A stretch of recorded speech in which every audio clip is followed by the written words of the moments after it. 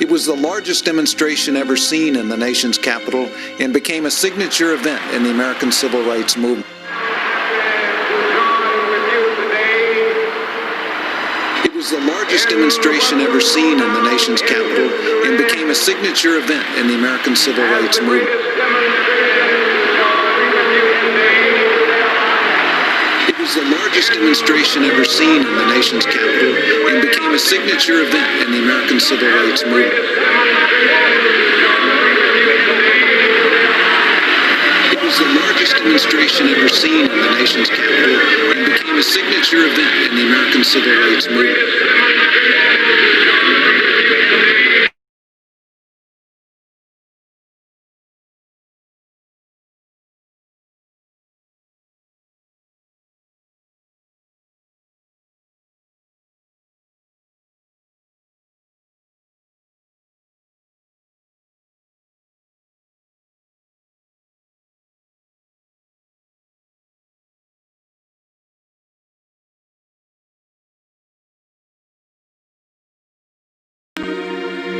One day live in a nation where they will not be judged by the color of their skin, but by the content of their character. I have a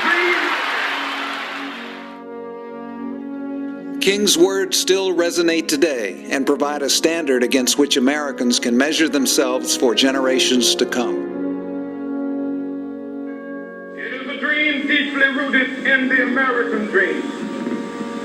I have a dream that one day this nation will rise up and live out the true meaning of its creed.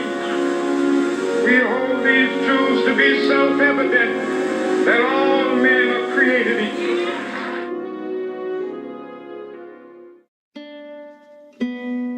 The long struggle for civil rights emerged from the horrors of slavery in the old American South, a South that prospered from cotton grown on plantations and transported to markets over land, on Mississippi riverboats, and on ocean-going vessels.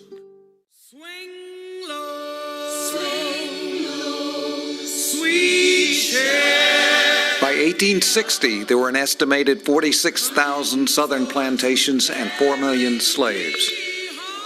The institution of slavery was a barbaric reign of terror that made the lives of enslaved people squalid and unbearable.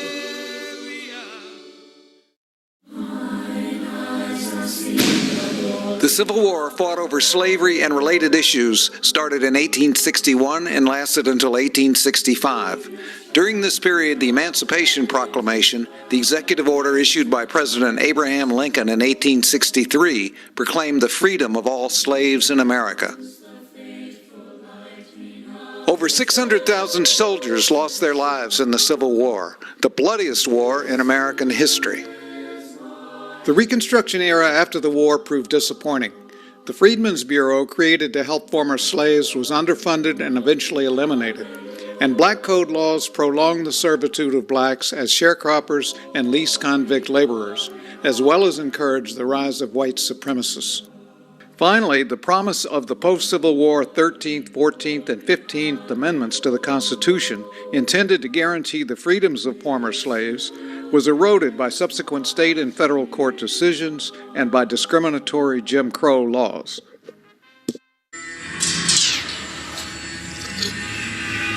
The plight of African Americans continued well into the 20th century as a result of ongoing racial segregation, white racist politicians, and outright violence by members of the Ku Klux Klan and Southern City policemen. Two white men's brutal, unjustified murder in 1955 of Emmett Till, a 14-year-old black boy visiting Mississippi, stirred outrage. His mother's insistence that the body be viewed in an open casket funeral, plus the acquittal of the murderers by an all-white jury, galvanized the emerging 20th century civil rights movement. Blatant racial segregation continued through the mid-20th century. Many males worked at menial, back-breaking jobs, and more than 40% of employed black women worked as domestic servants.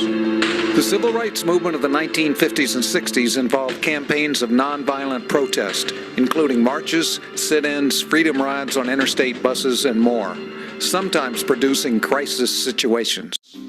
Look everywhere. really doesn't matter,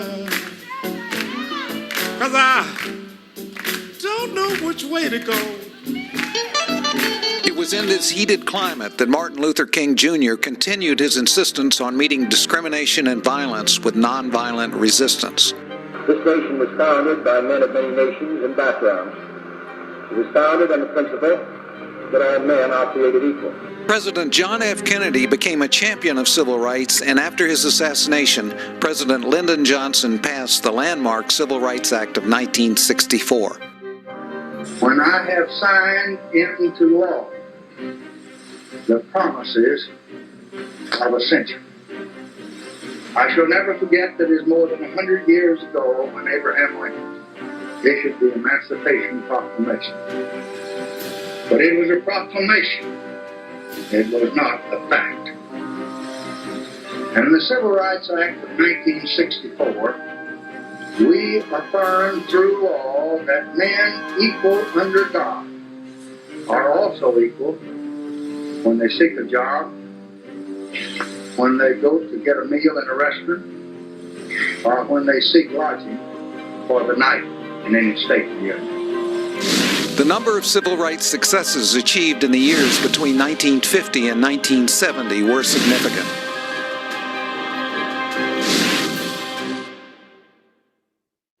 Before he was murdered in Memphis, Tennessee in 1968, Martin Luther King had broadened his agenda. He courageously spoke out against economic injustices and the Vietnam War and called America the greatest purveyor of violence in the world. Others can do what they want to do. That's their business. Other civil rights leaders, for various reasons, refuse or can't take a stand or have to go along with the administration. That's their business. But I must say to them that I know that justice is indivisible. Injustice anywhere is a threat to justice everywhere. Businesses of the great society have been shot down on the battlefield of Vietnam, making the poor, white and Negro, bear the heaviest burden both at the front and at home. We spend $322,000 for each enemy we kill in Vietnam, while we spend in the so-called war on poverty in America only about $53 for each person classified as poor.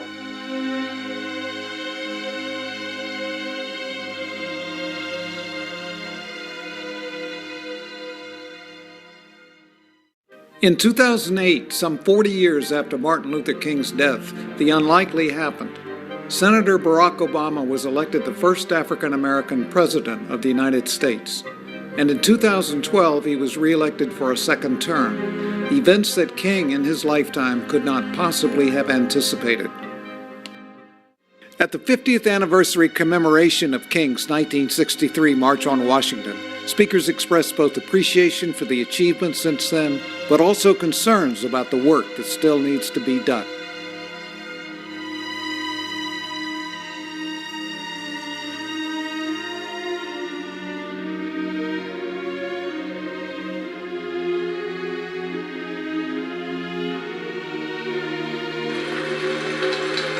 I believe we all know how Dr. King would have reacted to the new ID requirements to exclude certain voters, especially African Americans.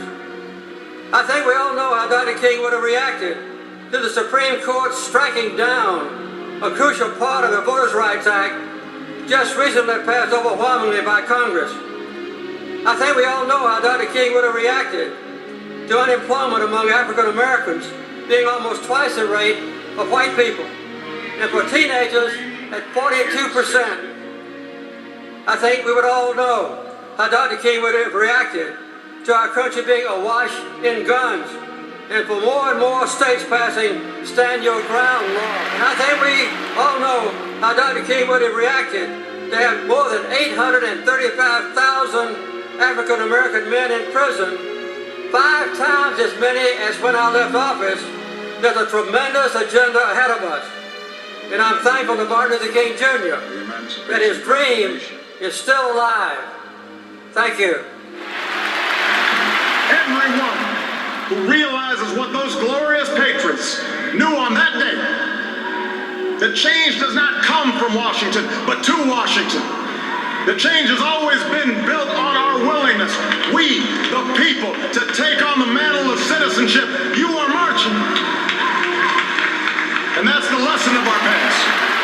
Many people feel we're in a post-racial society with the election of Barack Obama and civil rights legislation, but from the point of view of poor black people, not a lot has changed. There's still a large percentage of people in prison who are black. The inner city and black neighborhoods experience what we call food deserts and educational deserts. They are islands within a land of plenty that could be in the third world. If Martin Luther King could return to America today, I think there would be a mix of enormous pride to see Barack Obama sitting in the Oval Office as President of the United States, but also a note of deep sadness to see the continued struggle of black people for a better life, to see the continued engagement in military force that our nation has. At his death, he was advocating withdrawal from Vietnam. And here today, we are expanding our resources, which are overextended already, into military operations throughout the world. And that, for Dr. King, would have been a tragedy. If Dr. King was still here among us, he would probably be somewhat astounded at where we are as a nation and as a race of people in this country. He pushed and advocated for a oneness and equal inclusion, but seemingly we're again becoming more and more segregated. And there are still issues that related to race that we still have to address. When you go into the workplace, some people might not hire a person because they're a person of color. When you walk into a university classroom, a student might or a professor might expect a student to behave a certain way based on their skin color. Dr. Millicent Brown, a college professor of history for 2 decades, was among the first African Americans to integrate Charleston, South Carolina public schools in 1963. Today, she continues to speak out against racism and social injustice. I think it's really important at this part of the 21st century to do some serious reflection on what did that era of the 50s and the 60s really mean for this nation. And I'm very concerned that while there are what might be called superficial changes that have certainly occurred, that we have not really analyzed the depth of those changes, whether or not there's any permanence to them.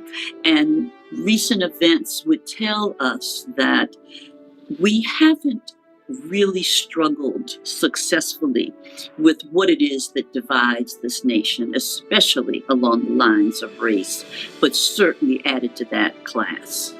I grew up in a household, I spent my adolescent years working on the belief that if we could get to the polls, if we could get people registered to vote, that somehow that system of democracy was going to transform America.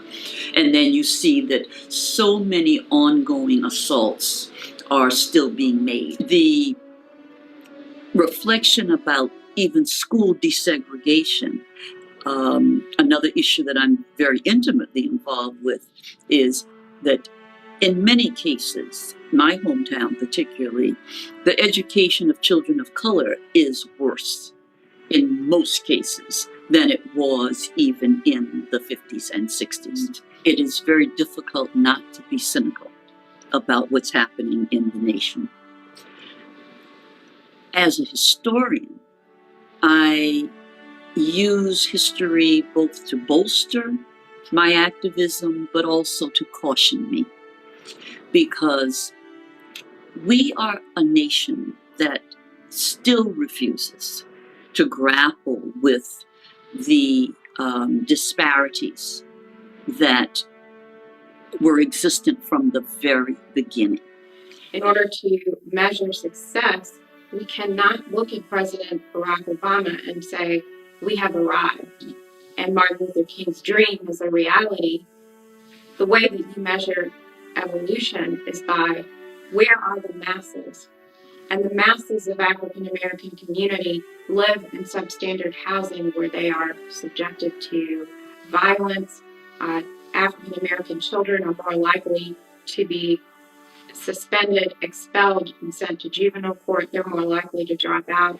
I think he would be very discouraged to see this new social order that's just a remnant of an old social order that he gave his life to end.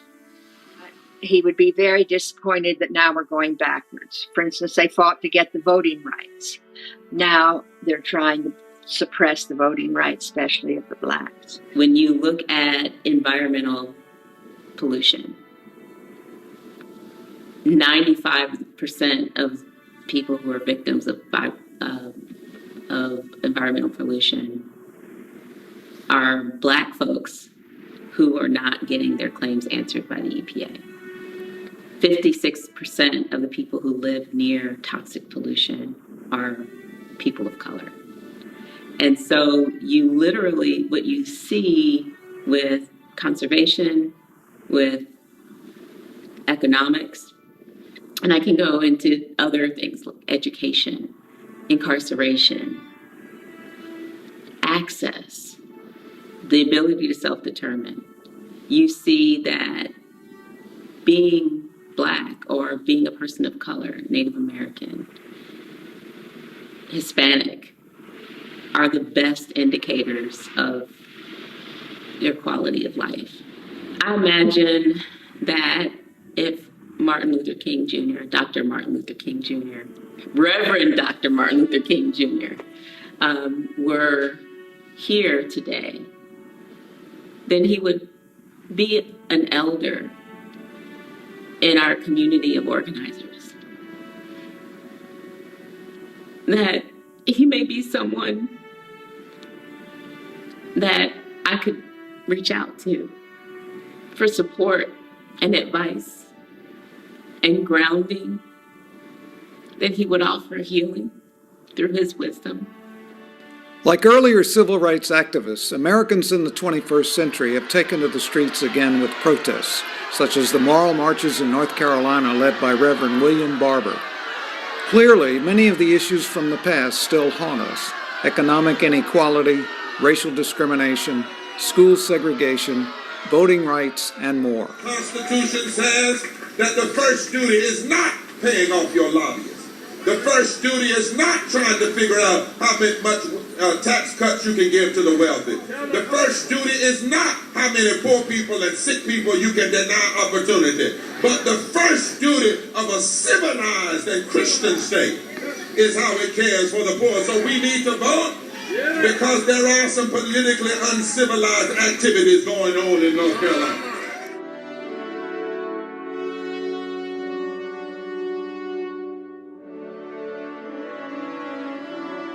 History keeps repeating or reversing itself. In 2013, the Supreme Court, in the case of Shelby County versus Holder, voted to weaken Section 5 of the landmark Voting Rights Act of 1965, an action considered unjustified by many people. This section helped ensure fairness in voting by requiring federal oversight of states with a history of voter suppression, and Justice Ginsburg strongly disagreed with the decision.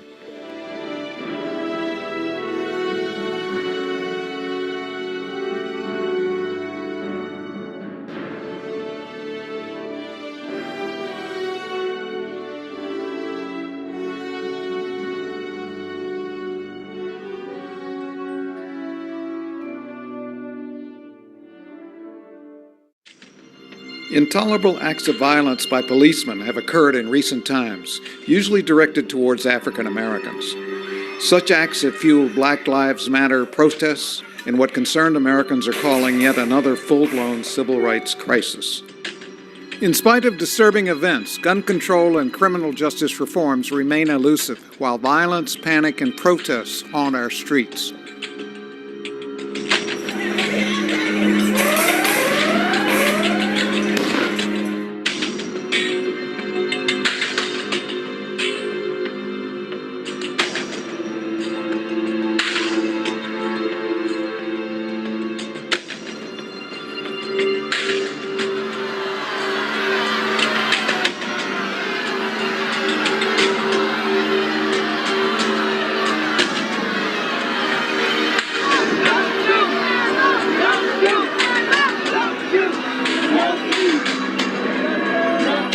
And racist acts of terrorism by contemporary white supremacists have echoed the violence of former times.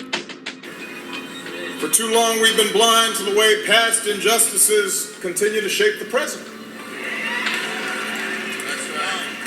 Perhaps we see that now.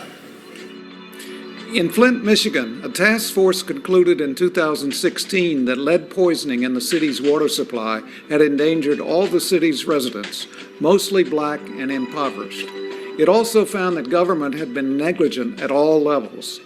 The situation exemplified many minority communities across America that still suffer from poverty and environmental degradation. The protests against racism and injustice continue in other ways, including those from eloquent leaders who remind us of society's moral shortcomings. 50 years have passed since Dr. King delivered his soaring "I have a dream" speech. I have a dream. It is a dream deeply rooted in the American dream. And so in reflecting on where we stand today, 150 years after the Emancipation Proclamation and 50 years after the March on Washington, I'm going to take Martin Luther King Jr.'s advice and tell it straight. We as a nation have taken a wrong turn in our stride toward freedom. We've betrayed Dr. King's dream. At bottom, what makes a community safe is not the number of guns, but the number of good schools, the number of good jobs, the number of educational opportunities, the numbers of opportunities people have for living a decent life. Those are the numbers that matter most when it comes to violence. And in Chicago, as in so many other cities and communities across America, a choice has been made. It is a deliberate choice, and it is a choice that has been made over and over and over again. Rather than good schools, we have been willing to build high-tech prisons. Rather than create jobs and invest in the communities that need it most, we have embarked on an unprecedented race to incarcerate that has left millions of Americans permanently locked up or locked out. It is a system that locks poor people, overwhelmingly poor folks of color, into a permanent second-class status, nearly as effectively as earlier systems of racial and social control once did. In my view, this new system is the moral equivalent of Jim Crow. Because unlike the old Jim Crow, there are no signs alerting you to the existence of this new caste system. The whites-only signs are gone. Whites-only signs are gone, but there's new signs that have popped up on employment applications, housing applications, letting you know who the unwanteds, who the untouchables now are. But the lack of signs, the lack of visibility, poses a real problem for us in movement building. Because prisons are out of sight, out of mind. If you aren't directly impacted by this system, if you don't have a loved one behind bars, if you're middle class, live in a good neighborhood, you're white, you can live your whole life and have no idea of what is really going on.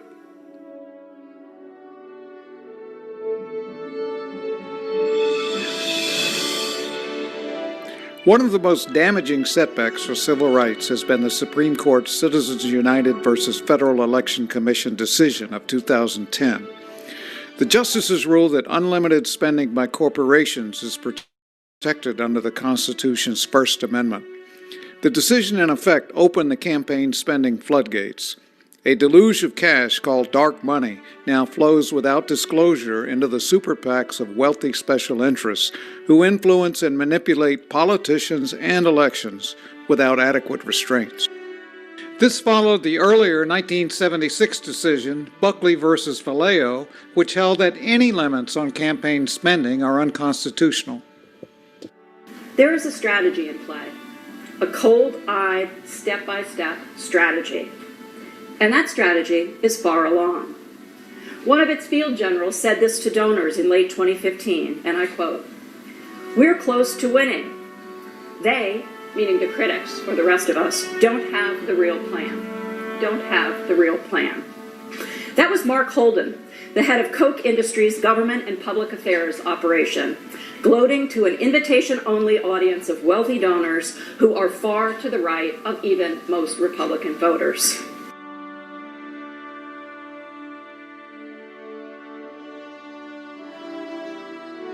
There's also the complicated issue of civil rights for immigrants in America. Today's immigrants in the U.S. have followed the lead of earlier African American activists with attempts to secure their own civil rights. But immigration reform by Congress remains hindered by political controversy in spite of widespread recognition that reforms would both help immigrants and boost the U.S. economy. The United States is a nation of immigrants. Our history is immigration. And it's something that we've noticed that people have seemed to forget. Over the past maybe 100 years, people forget that we're a nation of immigrants. Issues that the immigrant community faces right now, it's the separation of families, number one. And it's really hard to see a little kid who's crying because their dad or mom or both parents have been deported and they're US citizens and they're put in foster care, even though they have parents. It's really hard to see that. And right now I see so many people being deported, and the statistics say that there's about 1,100 people deported every single day. And imagine if we multiply those families, how many families are being separated? I think you can see the clear inspiration from the 1960s civil rights movement with today's immigration rights reform advocates. They've clearly used, especially Dr. Martin Luther King's tactics of sit-ins and marches and speeches to get the word out to the general public about the need for immigration reform and immigrants' rights in general. I think if Martin Luther King could come back and look at the current state of the civil rights movement in general for all groups, I think he would be pleased that we've made progress in recognizing, I think, a general civil rights for all humankind. But I think he would recognize that there's still a lot to go. There's still a lot of fear of the unknown, and that we still have work to do.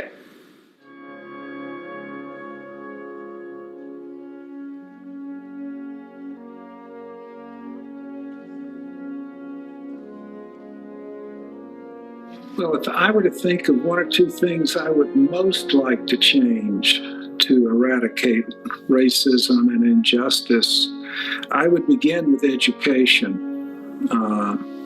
K through 12 and university. I would like to see poor black children and poor white children taken at the earliest levels into caring, quality educational venues. I would love to see where there are incentives that focused on creating innovation within distressed communities, where they can produce jobs and create jobs. You know, far often there are a lot of great ideas, lots of ingenuity that exist in a lot of our distressed communities. Lots of smart folks there. They may not have had access to the resources and the capital that allows them to bring that innovation to fruition. The problem of the distribution of resources for schools is not solved by busing children. I'll quote Taylor Swift. It's probably the only time that this lyric has popped into my head, but Band-Aids don't fix bullet holes.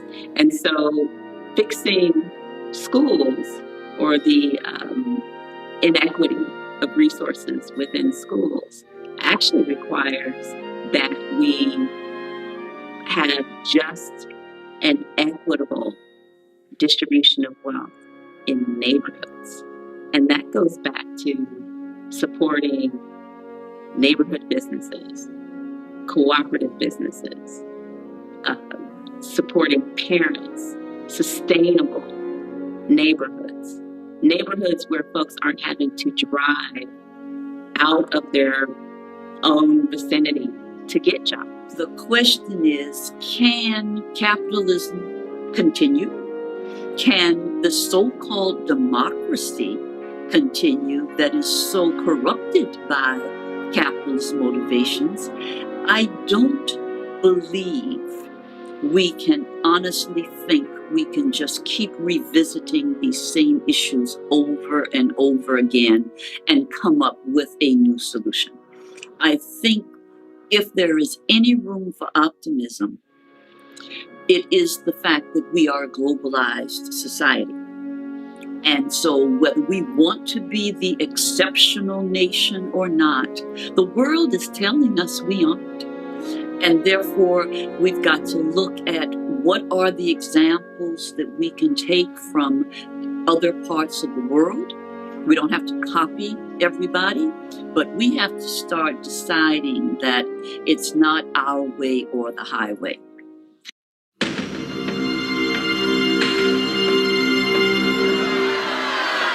In Charlottesville, Virginia, and Boston, Massachusetts, racial tensions flared up yet again in the summer of 2017 in response to a rally in Charlottesville of white supremacists.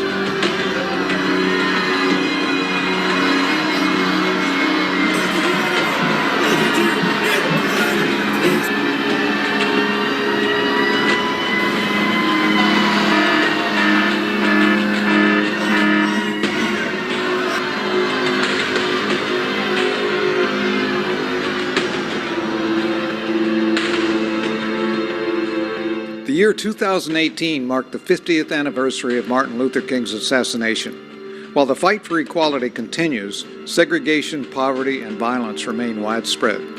And appeals by a majority of Americans for comprehensive gun control go largely unheeded by lawmakers.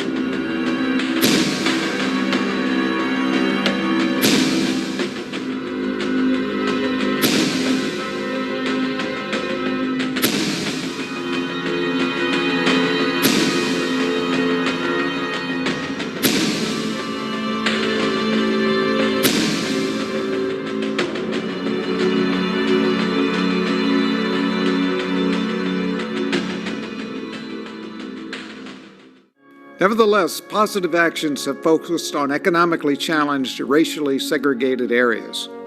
New York Governor Andrew Cuomo initiated an ambitious plan to invest in distressed areas of Brooklyn, New York.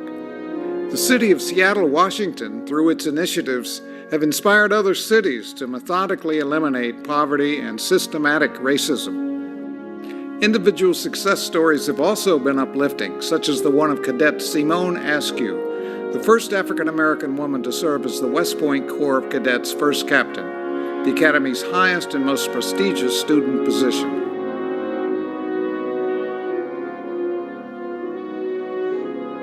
The late John Hope Franklin, one of America's greatest civil rights historians, concluded in his 2005 autobiography, "I regret to say that in this bright, beautiful, and bountiful country, the specter of race has been ever present. The longer I have lived, the more I'm inclined to question the capability of the human race to be unswerving in its commitment to lofty constructive principles." At a time in history when polls show that most Americans feel civil rights and race relations are bad and growing worse, U.S. Senator Cory Booker expresses an impassioned call to action. My passion, my life is not about trying to create justice for one group over another group. It's to understand that we are one nation. We're in this together. We're either going to race together to the bottom or we're going to rise together to the top. I say simply this: don't look at government to do it. Don't look at somebody else. Look in the mirror and ask yourself, I benefit from this nation. I benefit from incredible sacrifices. What am I willing to do different this year to make a difference in the problems in America?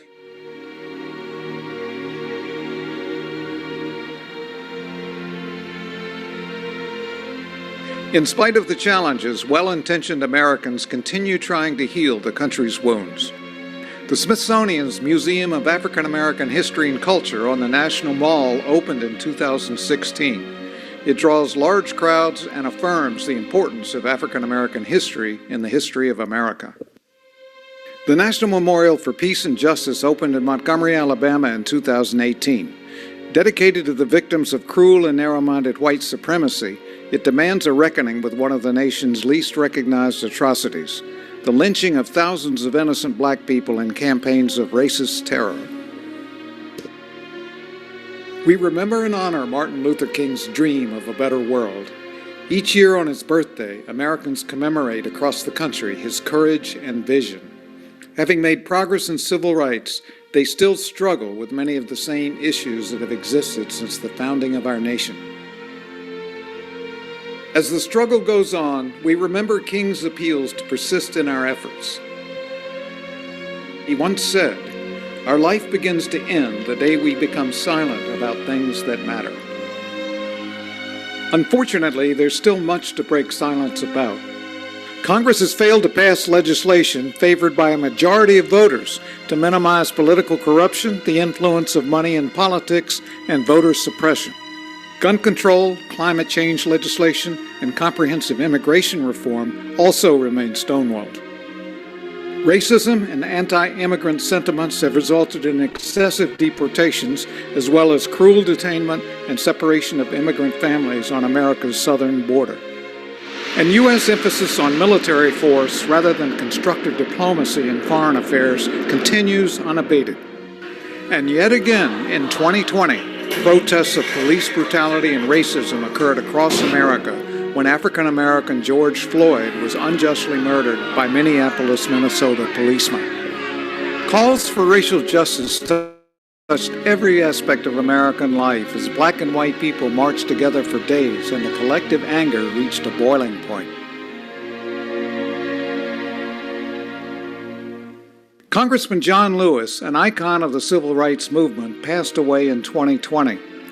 After risking his life for voting rights and other civil liberties, he died with the rights of African Americans still in jeopardy. Nonetheless, his life was a testament to courage, persistence, and nonviolence in striving for social change. We want to be free now. When I spoke at the March on Washington on August 28, 1963, I said then, one person, one vote. I still believe that today.